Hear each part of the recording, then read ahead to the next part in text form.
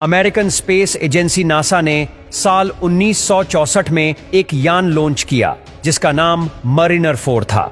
इस यान का काम मंगल ग्रह के पास से होकर गुजरना था और मंगल ग्रह के आकार और प्रकार के बारे में जानना था। लॉन्चिंग के लगभग 7 महीने बाद यह यान मंगल के करीब पहुंचता है। हालांकि यह यान मंगल के कक्षा की परिक्रमा न करके उसके पास से फ्लाई बाई हो जाता है, लेकिन इसी फ्लाई बाई के दौरान उसने मंगल की 21 तस्वीरें अपने कैमरे में रिकॉर्ड कर लिया और उसे धरती पर भेज दिया और वो हमेशा के लिए आगे बढ़ गया। ये वही तस्वीरें हैं जो मंगल ग्रह की है। इन तस्वीरों से एक बात तो साफ हो गई कि मंगल पर जीवन नहीं है, लेकिन इन तस्वीरों ने स्पेस के राज्य का ऐसा पोर्टल खोल दिया जो आज मानव जीवन के लिए एक अहम हिस्सा बन गया, और वो था मंगल पर बहने वाली नदियों के जैसा आकार। हालांकि इस यान के द्वारा ली गई तस्वीर अस्पष्ट नहीं थी, क्योंकि यह यान सिर्फ मंगल के पास से होकर गुजरा था।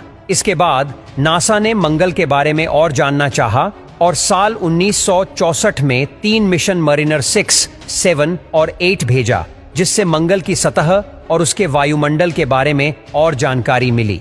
हालांकि इनमें से कोई भी यान सतह पर उतर ना सका, और इसके बाद साल 1976 में नासा ने 2 मिशन लॉन्च किए जिनका नाम विकिंग 1 और विकिंग 2 था। ये दोनों मिशन सफल होते हुए मंगल ग्रह की सतह पर उतरने वाले पहले यान बने। इनका काम था मंगल ग्रह के सतह की हाई रेजोल्यूशन फोटोज लेना और उस पर जीवन के संकेत को ढूंढना।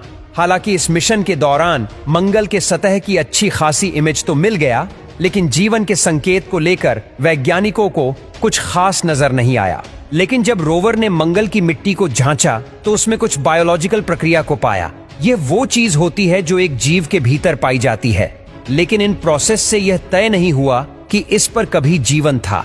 इसके बाद अचानक सब कुछ रुक सा गया, क्योंकि अगला मंगल मिशन 20 साल बाद किया गया, जो 1997 से शुरू हुआ और आज तक जारी है। हालांकि इन 20 सालों में वैज्ञानिकों ने इतने एडवांस अंतरिक्ष यान बना लिए हैं जो मंगल के अतीत के रहस्य का पर्दा आए दिन उजागर करते आ रहे हैं। दोस्तों, क्या कभी मंगल पर जीवन था, और था तो नष्ट कैसे हुआ होगा? अगर हम मंगल पर जीवन को बसाना चाहे तो हमें किन किन प्राकृतिक समस्याओं का सामना करना पड़ सकता है?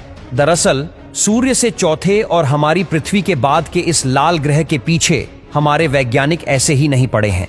इस ग्रह के कुछ राज है जो यह हमसे छुपा रहा है, जबकि यह साफ हो गया है कि हमारे सोलर सिस्टम में पृथ्वी और मंगल ग्रह को छोड़कर बाकी किसी अन्य ग्रह पर अतीत में भी किसी भी जीवन का होना असंभव है, क्योंकि बुध ग्रह पर वायुमंडल ना होने के कारण जहां दिन में तापमान 430 डिग्री सेल्सियस तक पहुंच जाता है, तो वही रात में यह लुढ़क कर -180 डिग्री सेल्सियस तक हो जाता है। तो वही शुक्र ग्रह पृथ्वी का सिस्टर प्लैनेट होते हुए भी एकदम अलग है, क्योंकि ये ग्रह पूरे सौरमंडल का सबसे गर्म ग्रह है। इसका कारण ये है कि इसका वायुमंडल कार्बन डाइऑक्साइड गैसों से बना है और धरती से ये 90 गुना मोटा भी है। इसी कारण सूर्य की रोशनी आती तो है, लेकिन वो निकल नहीं पाती, और इसी कारण से इसका तापमान 475 डिग्री सेल्सियस रहता है। अगर आप इस ग्रह पर खड़े होते हैं तो आपको ऐसा मालूम होगा कि आपके ऊपर कोई बड़ा जानवर आके बैठ गया है और आप उठ नहीं पा रहे। इसके बाद धरती और मंगल को यदि छोड़ दिया जाए तो बाकी गैसीय प्लैनेट है जिन पर जीवन होने के बारे में सोचना बेकार है।